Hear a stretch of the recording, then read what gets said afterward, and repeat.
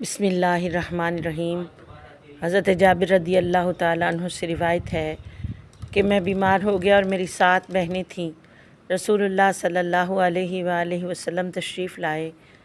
آپ صلی اللہ علیہ وآلہ وسلم نے میرے چہرے پر پھونک ماری، دم کیا تو مجھے افاقہ ہو گیا، اور میں نے عرض کیا، اے اللہ کے رسول صلی اللہ علیہ وآلہ وسلم،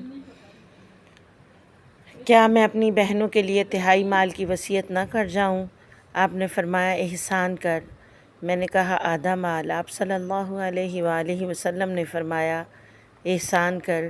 پھر آپ تشریف لے گئے اور مجھے چھوڑ دیا اور فرمایا، اے جابر، میں نہیں سمجھتا کہ تم اس بیماری سے وفات پاؤ گے۔ اللہ تعالیٰ نے وحی نازل کی ہے اور تیری بہنوں کا حق بیان فرما دیا ہے، ان کے لیے 2 تہائی خاص کیا ہے۔